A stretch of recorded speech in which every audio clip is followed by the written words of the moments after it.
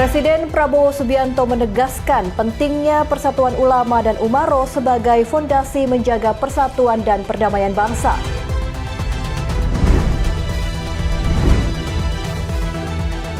Fraksi Partai Gerindra menggelar acara peringatan ulang tahun yang ke-18 Partai Gerindra di Komplek MPR DPR Senayan, Jakarta.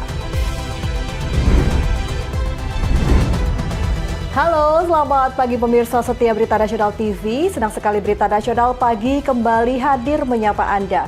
Selain 3 berita utama tadi akan ada informasi lainnya dari dunia politik, ekonomi hingga isu sosial yang sedang hangat diperbincangkan. Bersama saya, Restulah Dari.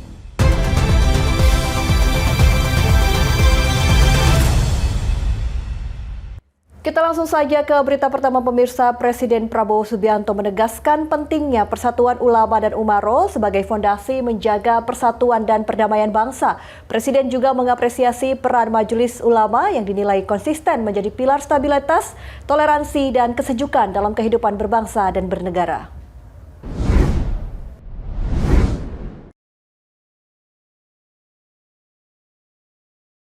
Presiden Republik Indonesia Prabowo Subianto menegaskan pentingnya persatuan antara ulama dan Umaro sebagai fondasi utama dalam menjaga persatuan nasional, mewujudkan perdamaian, serta mendorong kemajuan dan kemakmuran bangsa. Penegasan ini disampaikan saat Presiden menghadiri acara bersatu dalam munajat untuk keselamatan bangsa dan pengukuhan Majelis Ulama Indonesia di Masjid Istiqlal, Jakarta pada Sabtu 7 Februari 2026. Dalam kesempatan tersebut, Presiden menyampaikan bahwa persatuan ulama dan Umaro menjadi syarat penting bagi terciptanya perdamaian yang menurutnya merupakan kunci keberhasilan sebuah bangsa sepanjang sejarah peradaban manusia. Presiden menilai kolaborasi yang kuat antara tokoh agama dan pemerintah akan memperkuat kehidupan berbangsa dan bernegara. Presiden Prabowo juga menyampaikan apresiasi atas peran Majelis Ulama Indonesia yang dinilai konsisten menjadi pilar stabilitas, ketenangan, dan toleransi di tengah masyarakat. Menurutnya, MUI selalu hadir dan berperan aktif dalam menjaga persatuan bangsa, termasuk saat negara menghadapi berbagai tantangan. Hari ini adalah lambang dari bersatunya ulama dengan umaroh.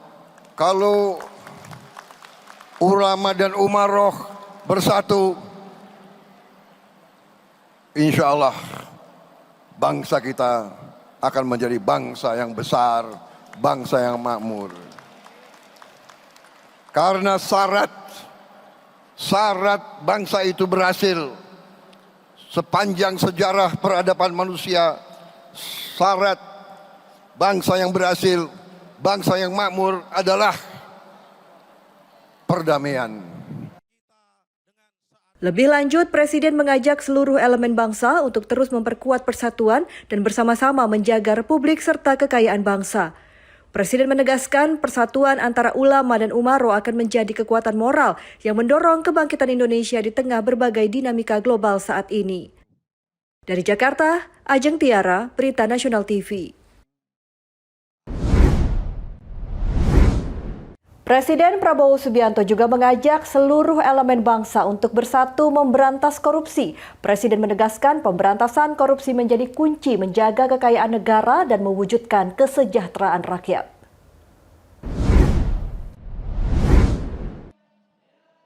Presiden Republik Indonesia Prabowo Subianto mengajak seluruh elemen bangsa untuk bersatu dalam upaya memberantas korupsi. Ajakan tersebut disampaikan saat menghadiri pengukuhan pengurus Majelis Ulama Indonesia periode 2025-2030 di Masjid Istiqlal, Jakarta, Sabtu 7 Februari 2025. Presiden menyebut Indonesia merupakan negara yang kaya akan sumber daya, namun kekayaan tersebut belum sepenuhnya dirasakan oleh rakyat. Hal ini disebabkan masih maraknya praktik korupsi yang merugikan negara dan menghambat kesejahteraan masyarakat. Presiden Prabowo menegaskan pemberantasan korupsi bukanlah pekerjaan mudah karena selalu ada perlawanan dari pihak-pihak yang merasa terganggu kepentingannya. Menurut Presiden, upaya menegakkan keadilan sering dihadapkan pada upaya adu domba dan gangguan yang bertujuan melemahkan pemerintah. Marilah kita bersatu.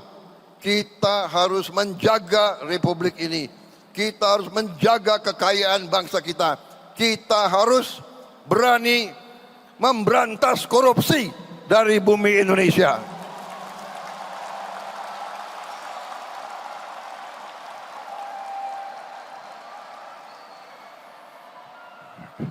ini tidak ringan. Tiap kali kita mau berantas, tiap kali kita mau menegakkan hukuman, kita mau menegakkan keadilan, kita mau menegakkan hukum, tiap kali kelompok koruptor, kelompok perampok ini, kelompok garong-garong ini menyerang balik. Meski demikian, Presiden menegaskan komitmennya untuk terus menegakkan hukum dan memberantas korupsi tanpa keraguan. Ia menyatakan akan tetap konsisten menjalankan amanah rakyat demi terwujudnya pemerintahan yang bersih dan kuat di Indonesia. Dari Jakarta, Ajeng Tiara, Berita Nasional TV. Presiden Republik Indonesia Prabowo Subianto mengapresiasi peran Majelis Ulama Indonesia dalam menjaga stabilitas dan persatuan bangsa. Presiden menilai MUI selama ini konsisten menjadi pilar ketenangan dan toleransi, termasuk saat negara menghadapi berbagai masa sulit.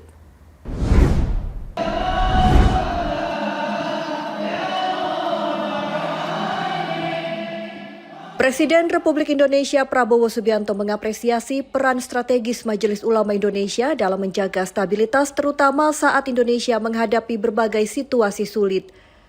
Apresiasi tersebut disampaikan saat Presiden menghadiri pengukuhan dan ta'aruf pengurus MUI masa bakti 2025-2030 di Masjid Istiqlal Jakarta Sabtu 7 Februari 2026.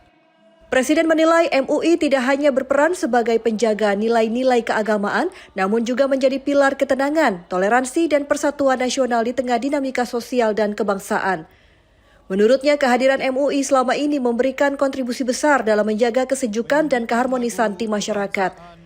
Presiden Prabowo menegaskan MUI selalu hadir saat negara menghadapi masa-masa sulit, termasuk dalam berbagai peristiwa bencana di sejumlah daerah. Keaktifan MUI dinilai menunjukkan tanggung jawab besar terhadap umat dan bangsa, serta menjadi bagian penting dalam memperkuat solidaritas nasional.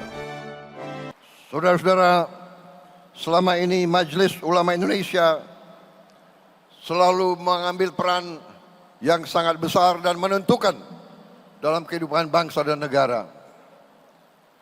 MUI selalu menjadi pilar stabilitas, pilar ketenangan, pilar kesejukan, pilar toleransi antara seluruh umat dan seluruh agama. MUI tidak pernah tidak hadir setiap bangsa mengalami kesulitan.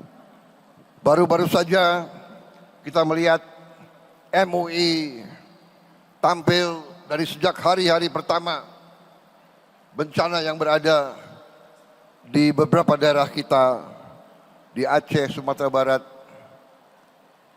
Sumatera Utara, dan juga di beberapa provinsi lain. Presiden Prabowo pun menyampaikan penghargaan dan rasa salut atas peran serta MUI yang dinilai konsisten memberikan dukungan moral dan sosial bagi masyarakat. Presiden berharap MUI terus menjadi mitra strategis pemerintah dalam menjaga persatuan dan stabilitas nasional ke depan. Dari Jakarta, Ajeng Tiara, Berita Nasional TV. Ya, selanjutnya pemirsa, Presiden Prabowo Subianto juga mengaku merasa semakin bersemangat saat berpidato di hadapan ratusan ribu kiai, nyai, dan santri dalam Mujahadah Kubro 1 Abad Nahdlatul Ulama di Malang, Jawa Timur. Suasana kebersamaan dan semangat persatuan yang terbangun di tengah para ulama disebut memberikan energi baru bagi Presiden dalam memimpin dan mengabdi kepada rakyat.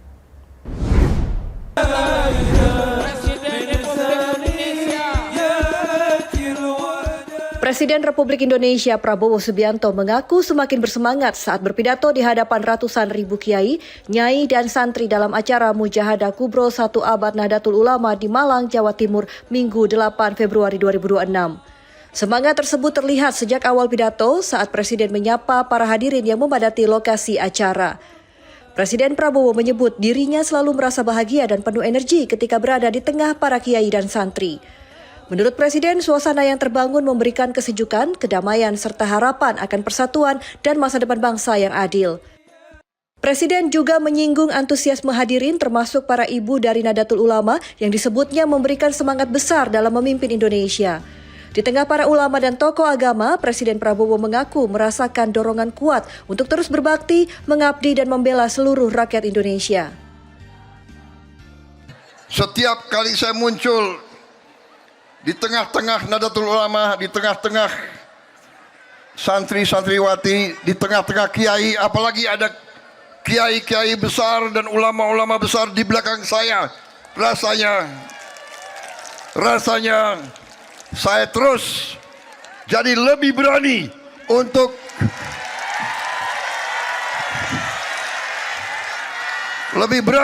berbakti, mengabdi dan membela rakyat Indonesia seluruhnya. Dalam kesempatan tersebut, Presiden Prabowo menilai 1 abad pengabdian Nahdlatul Ulama menjadi bukti peran besar organisasi tersebut sebagai pilar bangsa. Presiden mengingatkan sejarah perjuangan kemerdekaan khususnya di Jawa Timur menunjukkan peran penting kiai dan ulama dalam mempertahankan kemerdekaan Indonesia dari penjajah. Ajeng Tiara, Berita Nasional TV.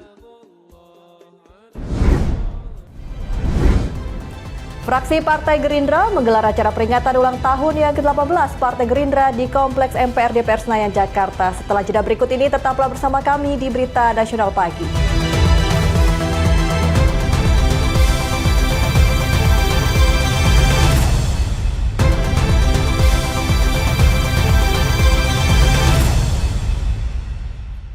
Anda kembali bersama kami di Berita Nasional Pagi. Pemirsa, fraksi Partai Gerindra menggelar acara peringatan ulang tahun yang ke-18 Partai Gerindra di Kompleks MPR DPR Senayan, Jakarta. Acara peringatan ulang tahun Gerindra kali ini diselenggarakan dengan cara sederhana, mengingat sejumlah daerah sedang mengalami musibah. Acara peringatan ulang tahun Gerindra dihadiri oleh Ketua Fraksi Partai Gerindra Gerardus Budi Satrio Jiwandono, Ketua Dewan Kehormatan Partai Gerindra Ahmad Muzani, Sekjen Gerindra Sugiono, Ketua Harian DPP Partai Gerindra Sufmi Dasko Ahmad, serta beberapa Menteri Kabinet Merah Putih asal Partai Gerindra dan juga anggota DPR asal Partai Gerindra.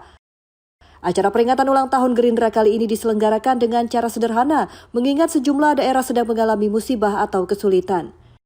Ketua Harian DPP Partai Gerindra Sufmi Dasko Ahmad dalam pidatonya mengungkapkan banyak terima kasih atas perjuangan, pengorbanan, dan pengabdian para kader Gerindra sampai hari ini. Dasko juga berpesan agar seluruh kader Gerindra untuk selalu kompak karena perjuangan ke depan akan lebih berat. Izinkan dari hati yang paling dalam, saya Sufmi Dasko Ahmad, Ketua Harian Partai Gerindra, mengucapkan terima kasih atas perjuangan, pengorbanan, dan pengabdian, baik yang sudah bersama-sama sejak nol maupun yang menyertai sampai dengan pada hari ini 18 tahun berdirinya Partai Gerindra. Keberhasilan saat ini tentunya kita sama-sama raih dengan tidak mudah. Perjuangan kita ke depan tentu semakin berat untuk mempertahankan kemenangan dan meningkatkan keberhasilan kita. Dari Jakarta, Natasha Alko, Ade Chandra, Berita Nasional TV. Selanjutnya pemirsa, Ketua Harian Partai Gerindra Sufmi Dasko Ahmad menyampaikan arahan dan pesan Ketua Umum Prabowo Subianto agar seluruh kader Partai Gerindra dapat mendekatkan diri kepada rakyat dan tetap membangun partai. Pesan tersebut disampaikan Prabowo dalam syukuran hari ulang tahun ke-18 Partai Gerindra yang digelar di kediamannya di Jalan Kertanegara, Jakarta. Meski perayaan hari ulang tahun ke-18 Gerindra digelar secara sederhana, Ketua Umum Partai Gerindra Prabowo Subianto tetap memberikan sejumlah arahan kepada kader-kadernya di seluruh daerah. Ketua Harian Partai Gerindra Sufmi Dasko Ahmad mengungkapkan dalam kesempatan itu Prabowo Subianto menginstruksikan seluruh kadernya agar bekerja membangun nama baik partai dan yang terpenting dapat bekerja untuk rakyat. Adapun acara hari ulang tahun ke-18 Partai Gerindra dihadiri oleh sejumlah elit partai dan anggota fraksi Gerindra, juga para kader yang kini duduk di kursi kabinet pemerintahan. Selain itu, Dasko mengungkapkan bahwa ucapan selamat untuk hari ulang tahun Gerindra juga datang dari sejumlah tokoh partai lain, terutama dari rekan anggota DPR RI termasuk Ketua DPR RI Puan Maharani. Ya, walaupun perayaan ulang tahun Partai Gerindra ke-18 pada hari ini 6 Februari 2026 dilaksanakan secara hikmat dan sederhana, tetapi Pak Prabowo sebagai Ketua Umum Partai Gerindra tetap mempesankan kepada seluruh kader untuk tetap bekerja, tetap mendekatkan diri kepada rakyat, dan tetap membangun partai serta berkomunikasi dengan baik kepada semua pihak. Demikian. Dari Jakarta, Anggada Agung, Berita Nasional TV. Kita beralih ke informasi lain pemirsa. Menteri Komunikasi dan Digital Mutia Hafid menegaskan komitmen pemerintah dalam menjaga kebebasan pers sekaligus membersihkan ruang digital dari misinformasi dan disinformasi di era disrupsi teknologi dan kecerdasan buatan. Hal itu disampaikan Mutia Hafid saat menghadiri peringatan Hari Pers Nasional di Serang, Banten. Mutia Hafid menilai pers Indonesia saat ini tengah menghadapi tantangan besar, mulai dari banjir informasi, perubahan teknologi, hingga menurunnya kepercayaan publik akibat misinformasi. Mutia menyebut informasi tidak hanya harus cepat, namun juga tepat, akurat, dan bertanggung jawab. Kebebasan berekspresi dan kebebasan pers yang ada saat ini harus tetap dijaga, namun tetap diiringi perlindungan terhadap masyarakat dari informasi yang menyesatkan. Dalam sambutannya, Mutia juga pemerintah juga menyoroti pemanfaatan kecerdasan artifisial dalam dunia jurnalistik, yakni AI didorong untuk digunakan secara terbatas dengan tetap memberikan ruang utama bagi karya jurnalis manusia. Mutia menegaskan, pers yang kuat dan sehat menjadi kunci membangun publik cerdas dan fondasi bangsa yang kuat. Dalam perjalanan pers Indonesia, dengan tantangan yang tidak mudah, tapi kita yakini bisa kita lakukan atau lalui bersama dengan baik. Karena saat ini masyarakat tidak hanya butuh informasi yang cepat, namun tepat. Ini sudah sering kita sebutkan dari dulu bahwa informasi tidak harus cepat, namun tepat. Tapi bahasa tepat itu menjadi amat kontekstual dengan era saat ini di mana tadi sudah dibuka sedikit oleh senior saya, Ketua Dewan Pers, disinformasi menjadi salah satu PR yang betul tidak hanya di Indonesia tapi juga mendunia. Dari Serang, Banten, Natasha Alko, Galuh Anggara, Berita Nasional TV. Informasi selanjutnya pemirsa, Wakil Presiden Gibran Rakabuming menghadiri acara peluncuran 8 buku rekam jejak 70 tahun Profesor Dr. Yusril Iza Mahendra yang digelar di Balai Kartini, Jakarta. Kehadiran Wapres menjadi bentuk penghormatan atas kiprah panjang Yusril Iza Mahendra yang selama puluhan tahun konsisten mengabdi kepada bangsa lintas masa pemerintahan.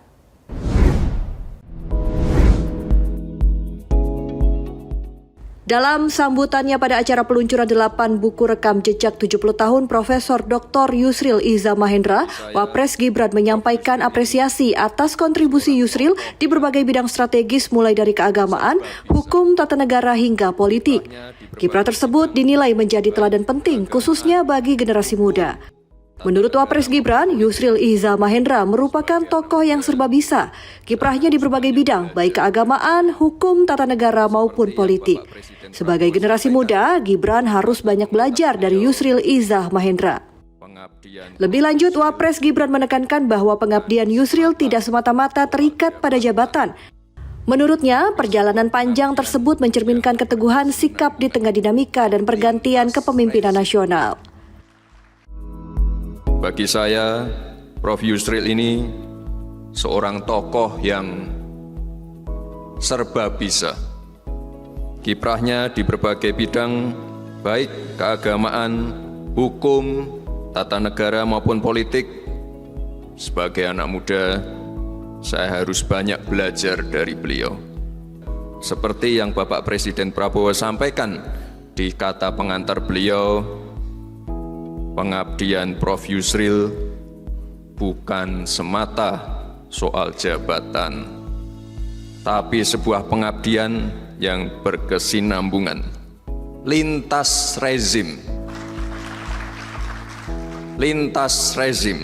yang hanya dapat dilakukan oleh seorang yang memiliki integritas. Lebih lanjut, Wapres Gibran meyakini 8 buku yang merekam perjalanan, gagasan, pemikiran, dan semangat pengabdian Yusril selama 7 dekade akan menjadi sumber inspirasi bagi generasi muda untuk terus berkarya dan berkontribusi bagi Indonesia. Dari Jakarta, Tim Liputan, Berita Nasional TV. Polda Metro Jaya mengungkap kasus dugaan tindak pidana perdagangan orang dengan korban anak balita. Setelah jeda berikut ini, tetaplah bersama kami di Berita Nasional Pagi.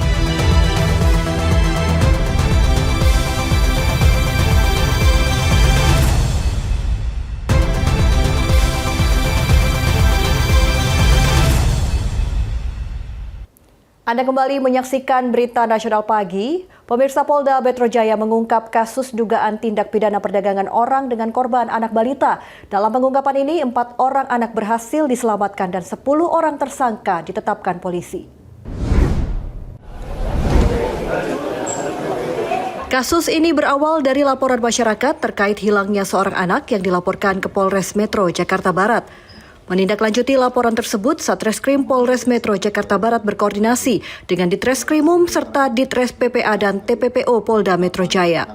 Hasil penyelidikan, polisi mendapatkan informasi keberadaan korban di wilayah Jambi, pedalaman Sumatera. Polisi bekerja sama dengan Polda setempat serta melibatkan Kementerian Pemberdayaan Perempuan dan Perlindungan Anak dan Dinas Sosial dalam mengungkap kasus perdagangan anak tersebut. Dalam operasi penyelamatan, 4 orang anak berhasil dievakuasi dan saat ini menjalani perawatan di Dinas Sosial Provinsi DKI Jakarta. Polisi menegaskan perlindungan dan pemenuhan hak anak menjadi prioritas utama dalam penanganan kasus tersebut.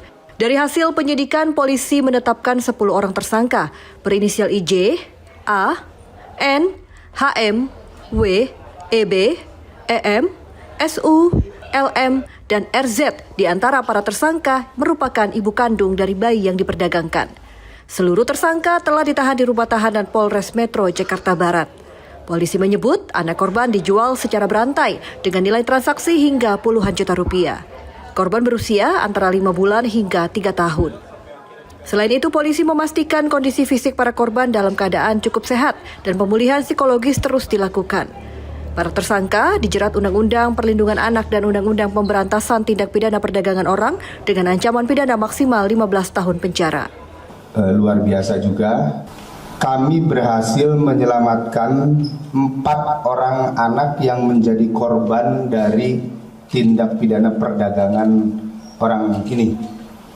Dan ke-4 orang korban anak ini saat ini sedang dalam proses perawatan pada Dinas Sosial DKI Jakarta.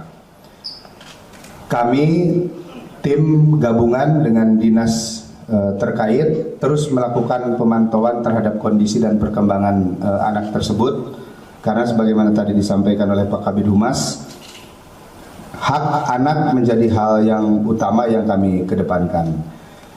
Selanjutnya, rekan-rekan sekalian, dari upaya penyidikan yang dilakukan, penyidik telah menetapkan 10 orang. KPAI tentu mendorong agar pemenuhan hak anak korban dalam hal ini itu menjadi perhatian, termasuk hak atas perlindungan dari kekerasan dan eksploitasi, hak atas pengasuhan yang layak dan aman, serta hak atas rehabilitasi dan pemulihan. KPAI tentu akan terus membersamai, ikut mengawal terkait dengan proses asesmen terkait dengan hak asuh dan memastikan bahwa anak betul-betul berada di lingkungan yang aman, terhindar dari lingkungan yang berisiko, karena seperti yang tadi sudah disampaikan bahwa pelaku dalam hal ini adalah orang tua dari anak korban. Sementara itu, Komisi Perlindungan Anak Indonesia menyampaikan apresiasi atas pengungkapan kasus ini. KPAI menegaskan anak-anak korban TPPO merupakan korban kejahatan yang harus mendapatkan perlindungan maksimal, termasuk pemulihan fisik, psikologis, dan sosial, serta jaminan pengasuhan yang aman dan layak. KPAI juga akan terus mengawal proses asesmen dan penentuan hak asuh untuk memastikan anak berada di lingkungan yang aman, terlebih karena dalam kasus ini salah satu pelaku merupakan orang tua kandung korban. Kasus ini masih terus dikembangkan untuk mengungkap kemungkinan adanya jaringan lain. Dari Jakarta, Theo Fandi, Berita Nasional TV. Informasi selanjutnya pemirsa, penyidik di Tipit Deksus Bareskrim Polri melakukan pencekalan terhadap 3 orang tersangka dalam perkara penipuan dan pencucian uang PT Dana Syariah Indonesia. 3 tersangka yang dicekal yakni TA, Direktur Utama PT DSI, MY, mantan Direktur PT DSI, dan ARL, Komisaris PT DSI.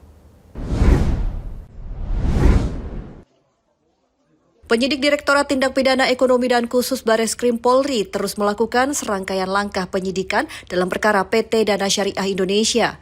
Brigjen Pol Ade Safri Simanjuntak, Direktur Tindak Pidana Ekonomi dan Khusus Bareskrim Polri mengatakan, setelah penyidik melakukan rapat lanjutan dengan PPATK untuk menganalisis aliran dana dan transaksi keuangan yang diduga terkait tindak pidana.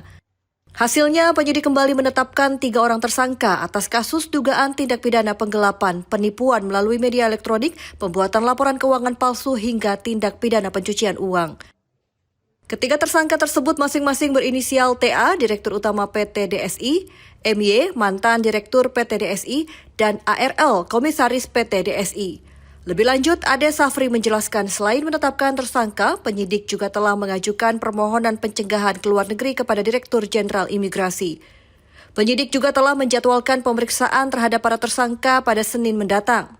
Dalam proses penyidikan, penyidik juga akan memeriksa sejumlah ahli, mulai dari ahli fintech dari OJK, ahli ITE, ahli digital forensik, ahli pidana, hingga ahli keuangan syariah dari DSN MUI. Melalui hasil gelar perkara yang telah dilaksanakan, telah menetapkan 3 orang tersangka. 3 orang tersangka dalam perkara dugaan tindak pidana penggelapan dalam jabatan dan atau penggelapan dan atau penipuan dan atau penipuan melalui media elektronik, membuat pencatatan laporan palsu pada pembukuan atau laporan keuangan atau yang tidak didasari dengan dokumen yang sah yang dibuat oleh PT DSI. Berdasarkan data hasil pemeriksaan OJK periode tahun 2018 hingga 2025, terdapat 11.151 lender yang dananya masih tertahan dengan total kerugian mencapai 2.477 miliar rupiah. Pada Kamis 5 Februari 2026, penyidik kembali menerima 1 laporan polisi baru yang mewakili 146 lender atau pemberi pinjaman sehingga total laporan polisi yang diterima menjadi 5 laporan. Pihaknya juga telah melakukan koordinasi dengan Lembaga Perlindungan Saksi dan Korban atau LPSK dan menyerahkan data para lender atau korban PT DSI untuk proses pendataan serta verifikasi. Dari Jakarta, Theo Fandi, Berita Nasional TV. Kapolri Jenderal Listio Sigit Prabowo menerima audiensi dari Konfederasi Serikat Buruh Seluruh Indonesia atau KSBSI. Dalam kesempatan tersebut, Kapolri menegaskan bakal terus memperkuat sinergitas untuk memperjuangkan hak buruh. Audiensi ini berlangsung di Gedung Mabes Polri, Jakarta Selatan, Jumat 6 Februari 2026. Dalam kesempatan ini, Kapolri juga menekankan soal terus mengoptimalkan Deks Ketenagakerjaan Polri terkait pelayanan di bidang permasalahan buruh. Menurut Kapolri, Deks Ketenagakerjaan Polri terus berupaya serta mengoptimalkan peran dan fungsi kepolisian untuk memperjuangkan segala aspirasi dari seluruh elemen buruh di Indonesia. Dengan terjalinnya sinergitas ini, Kapolri berharap ke depan buruh semakin sejahtera, serta terus terbukanya lapangan pekerjaan untuk buruh agar bisa berkarya guna membawa Indonesia yang berdaulat dan makmur. Upaya kami terus untuk mengoptimalkan terkait dengan pelayanan kepolisian di bidang permasalahan perburuan, juga tentunya kita perluas terkait dengan pelindungan terhadap buruh-buruh perempuan.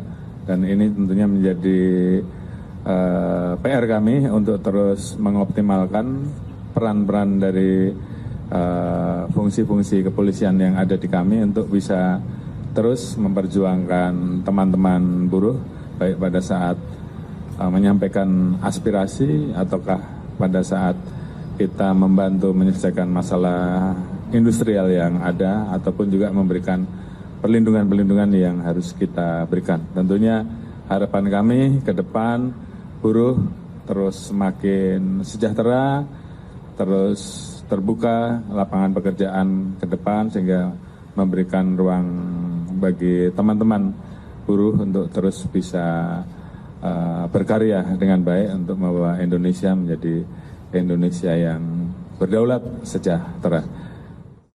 Pada kesempatan yang sama, Presiden KSBSI Eli Rosita Silaban mengapresiasi Polri yang telah membentuk Des Ketenagakerjaan. Menurutnya, Des Ketenagakerjaan tersebut sangat bermanfaat bagi seluruh elemen buruh Indonesia. Dari Jakarta, Tim Liputan Berita Nasional TV. Kalem Diklat Polri dan Dankor Brimob Polri menginstruksikan jajaran pendidikan Brimob untuk menindaklanjuti arahan Presiden Prabowo terkait bersih-bersih pantai. Menindaklanjuti hal tersebut, Pusat Pendidikan Brigade Mobil atau Pusdik Brimob Polri menggelar aksi bersih-bersih pantai di kawasan wisata Pantai Pasir Putih, Situbondo, Jawa Timur. Kegiatan tersebut dilaksanakan di sela latihan dan pembinaan ketahanan fisik para siswa pendidikan pengembangan spesialisasi Digmangspes Dasar Brimob Angkatan 4 tahun 2026 yang tengah melaksanakan latihan renang laut. Dengan penuh semangat, disiplin, dan rasa tanggung jawab, para instruktur bersama para siswa menyisir area pantai, mengumpulkan sampah, serta menjaga kebersihan kawasan wisata demi kenyamanan masyarakat dan wisatawan. Aksi tersebut menjadi wujud nyata kepedulian Polri terhadap kelestarian lingkungan hidup sekaligus implementasi arahan Presiden Republik Indonesia agar seluruh elemen bangsa terlibat aktif menjaga kebersihan dan kelestarian alam. Kabag Penum Div Humas Polri Kombes Pol RDA Caniago menegaskan bahwa kegiatan tersebut mencerminkan nilai-nilai pengabdian yang ditanamkan kepada setiap personel Polri sejak masa pendidikan. Ia menambahkan bahwa Polri berkomitmen mendukung setiap program pemerintah yang bertujuan menjaga kelestarian alam dan meningkatkan kesadaran masyarakat akan pentingnya kebersihan lingkungan. Melalui kegiatan tersebut, diharapkan para siswa Brimob semakin tertanam nilai-nilai disiplin, kepedulian, serta semangat pengabdian kepada masyarakat dan lingkungan. Aksi bersih pantai ini juga diharapkan dapat menginspirasi masyarakat sekitar untuk bersama-sama menjaga kebersihan kawasan wisata demi kenyamanan bersama serta kelestarian bumi pertiwi. Dari Situbondo, Jawa Timur, Tim Liputan Berita Nasional TV. Khartoum, ibu kota di titik pertemuan Sungai Nil. Seperti apa keindahannya? Setelah jeda berikut ini, tetaplah bersama kami di Berita Nasional Pagi.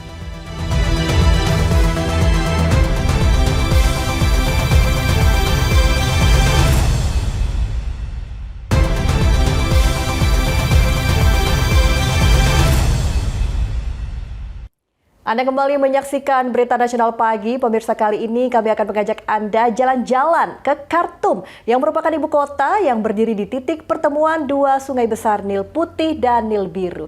Letak geografis ini menjadikan Khartoum sebagai pusat penting kehidupan politik, budaya, dan ekonomi di Sudan. Dan berikut ulasannya untuk Anda.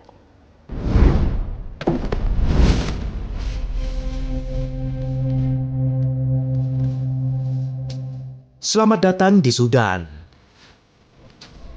Khartoum merupakan ibu kota Sudan, berdiri di titik pertemuan Sungai Nil Putih dan Nil Biru, menjadikannya pusat kehidupan politik, budaya, dan ekonomi.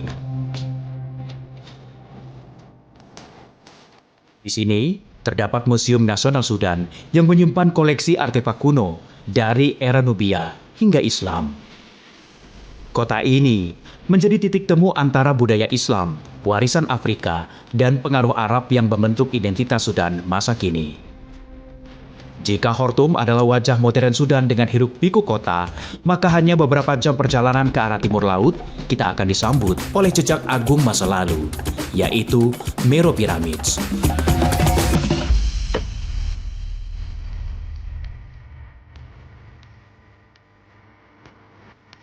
Meroe adalah pusat pemakaman kerajaan Kos. Lebih dari 100 piramida berdiri megah di padang pasir menjadi saksi bisu kejayaan Nubia ribuan tahun lalu. Uniknya, piramida di Meroe berbentuk ramping dan curam yang berbeda dengan piramida di Mesir. Kini situs ini telah diakui UNESCO sebagai warisan dunia.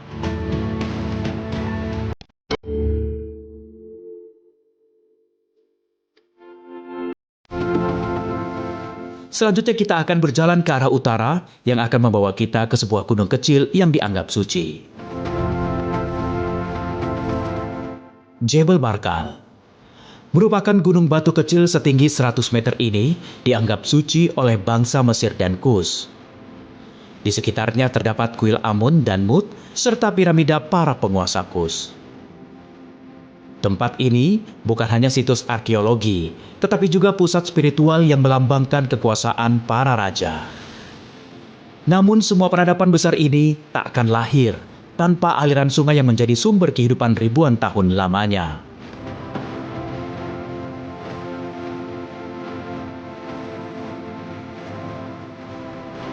Sungai Nil merupakan nadi kehidupan Sudan. Mengalir dari pedalaman Afrika hingga ke Mesir, sungai ini telah menopang peradaban selama ribuan tahun lalu.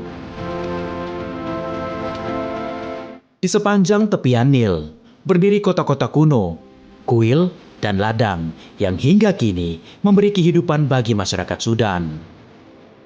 Tak jauh dari Nil, Anda dapat melihat kuil Soleb yang sering dijuluki sebagai Luxornya Sudan. Kuil agung ini dibangun oleh Firaun Amenhotep III pada abad ke-14 sebelum Masehi. Kuil ini didedikasikan untuk Dewa Amun.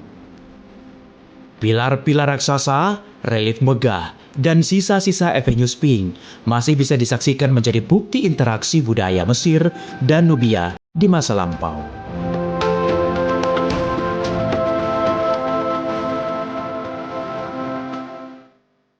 Sudan, dengan identitasnya sebagai negara Muslim dan dengan segala peninggalan arkeologinya, adalah harta karun sejarah yang belum banyak terungkap ke dunia. Dari piramida Meru hingga kuil Soleb, setiap situsnya bercerita tentang peradaban yang pernah berjaya di tepian Nil. Sebuah destinasi yang patut untuk lebih dikenal dan dijaga.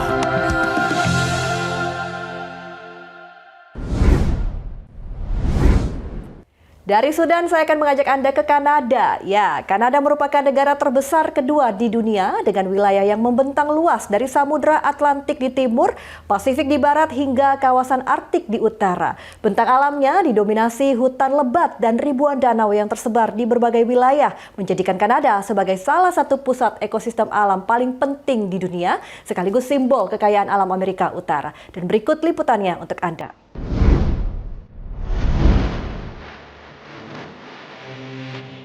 Selamat datang di Kanada. Kanada terletak di bagian utara benua Amerika. Dengan luas hampir 10 juta kilometer persegi, Kanada menjadi negara terluas kedua di dunia. Wilayahnya membentang dari Samudra Atlantik di timur, Pasifik di barat, hingga Arktik di utara.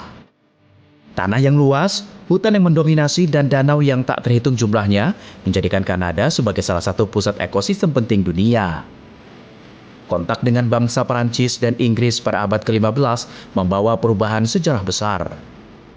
Melalui perjalanan panjang, negosiasi politik dan identitas nasional, Kanada memproklamasikan statusnya sebagai dominion yang berdaulat pada 1 Juli pada tahun 1867.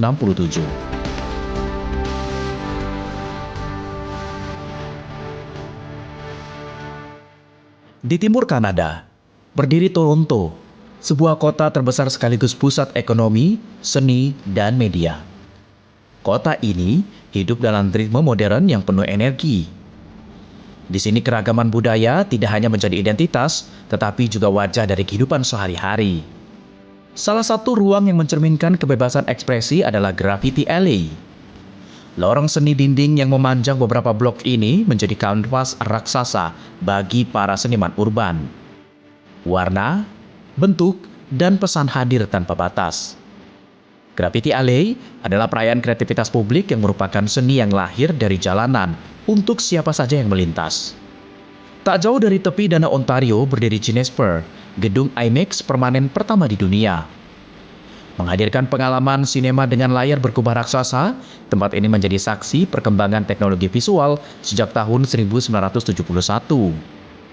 Disinilah film bukan sekedar tontonan, melainkan pengalaman ruang.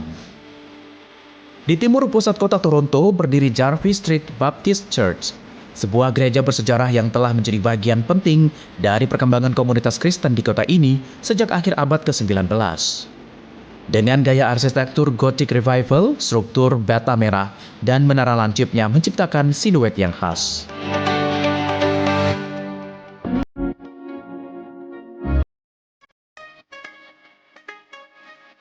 Beralih ke barat, kita tiba di Calgary, kota terbesar di Provinsi Alberta.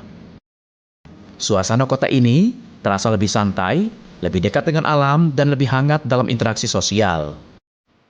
Pegunungan Rocky yang megah selalu terlihat dari kejauhan, seolah mengingatkan bahwa alam adalah tetangga terdekat bagi setiap orang di kota ini. Setiap bulan Juli, Calgary berubah menjadi panggung budaya barat terbesar di dunia. Calgary Stampede dikenal sebagai the best greatest outdoor show on earth, merayakan tradisi cowboy, rodeo, musik country, hingga parade jalanan. Bagi Calgary, Stampede bukan sekedar festival, tetapi juga identitas sejarah dan kebanggaan kota.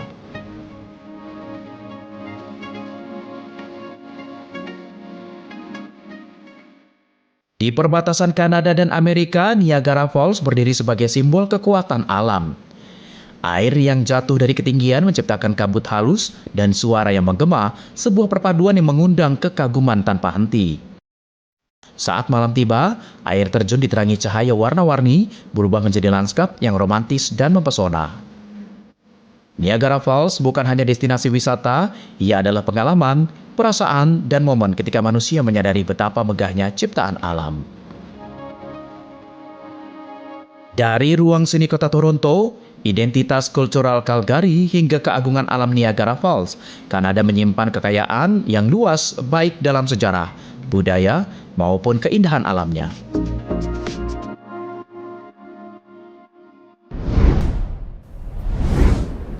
Selanjutnya kita ke Albania, pemirsa. Ya, Albania ini merupakan negara di kawasan Eropa Tenggara yang terletak di pesisir Laut Adriatik dan Laut Ionia. Letak strategis ini menjadikan Albania sejak masa lalu sebagai penghubung penting jalur perdagangan antara Eropa dan wilayah timur. Dan ini dia tayangan selengkapnya untuk Anda.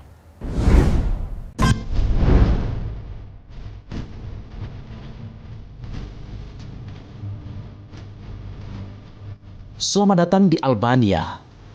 Albania merupakan negara di Eropa Tenggara terletak di pesisir Laut Adriatik dan Ionian, menghubungkan jalur dagang antara Eropa dan Timur pada masa lalu. Dari sinilah pengaruh Islam mulai menyebar ketika Kesultanan Utsmaniyah menguasai wilayah Balkan sejak abad ke-15. Selama lebih dari 500 tahun, Islam menjadi bagian tak terpisahkan dari identitas masyarakat Albania. Meski negara ini pernah mengalami masa kelam ketika pemerintahan komunis melarang seluruh bentuk agama, namun jejak Islam tetap bertahan mengalir dalam budaya dan warisan sejarahnya.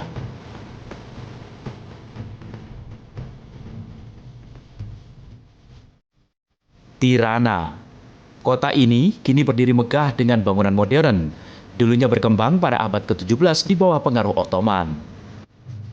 Tirana menjadi pusat perkembangan Islam, terutama dengan dibangun Masjid Adham Bey, sebuah masjid berarsitektur Ottoman yang tetap kokoh hingga hari ini. Di jantung Tirana berdiri Skanderberg Square, alun-alun besar yang menjadi simbol identitas Albania. Disinilah berdiri berdampingan masjid, gedung opera, museum nasional, dan berbagai bangunan pemerintahan yang mencerminkan pluralitas budaya yang telah melekat pada bangsa ini. Dari Tirana perjalanan berlanjut ke Berat, kota yang dijuluki kota seribu jendela. Berat adalah saksi bisu kejayaan Ottoman di Albania. Terlihat dari masjid-masjid tua, tekke sufi, dan rumah-rumah tradisional yang berdiri bertingkat di lereng bukit. Di kawasan Mangalem, rumah-rumah putih dengan jendela besar tersusun rapat seolah menatap ke arah yang sama. Arsitektur ini berkembang pada masa Ottoman dan kini menjadi warisan dunia UNESCO. Tak jauh dari sana berdiri Gorica Bridge, jembatan batu yang menghubungkan dua bagian kota. Dibangun pada abad ke-18, jembatan ini menjadi simbol hubungan antar budaya Albania dan arsitektur Ottoman, tempat di mana perdagangan dan kehidupan sosial masyarakat Muslim Berat dulu berdenyut. Kota berikutnya adalah Shkodër. salah satu kota tertua di Albania. Islam berkembang kuat di sini sejak abad ke-15, terutama melalui keberadaan Lead Mosque atau Samia Plumbit. Masjid ini dibangun pada tahun 1773 oleh Mehmet Busati, salah satu tokoh penting era Ottoman di Balkan. Di atas Bukit Skoder berdiri megah benteng Rosava, tempat legenda Albania bersatu dengan sejarah Islam. Di dalam benteng ini terdapat reruntuhan gereja tua yang pernah diubah menjadi masjid pada masa Ottoman, menandakan perubahan zaman yang terjadi berabad-abad lalu.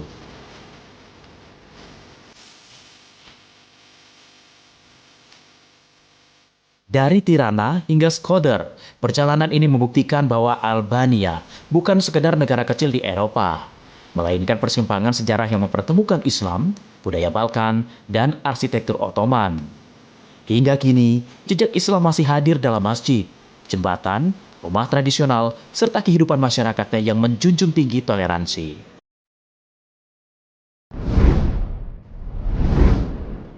Taman hiburan Everland di Korea Selatan kembali mencuri perhatian dunia. Beberapa waktu lalu, Everland resmi meluncurkan zona tematik terbaru bertajuk K-pop Demon Hunter, sebuah kawasan hiburan unik yang memadukan budaya K-pop dengan dunia fantasi supernatural.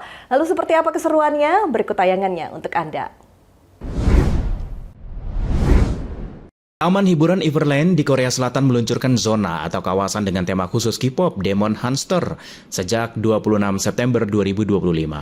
Tema ini terinspirasi dari film animasi Netflix hits tentang 3 bintang pop bekerja sampingan sebagai pemburu setan atau hantu demi melindungi penggemar mereka dari ancaman supernatural. Dikutip dari channel News Asia pada Rabu 1 Oktober 2025, zona ini membuat pengunjung merasakan kisah K-pop Demon Hunter. Di sini juga ada zona interaktif bertema misi berbasis permainan, spot foto, makanan bertema K-food, serta kostum dan merchandise eksklusif. Sejak taman hiburan ini dibuka, terjadi antrian pengunjung.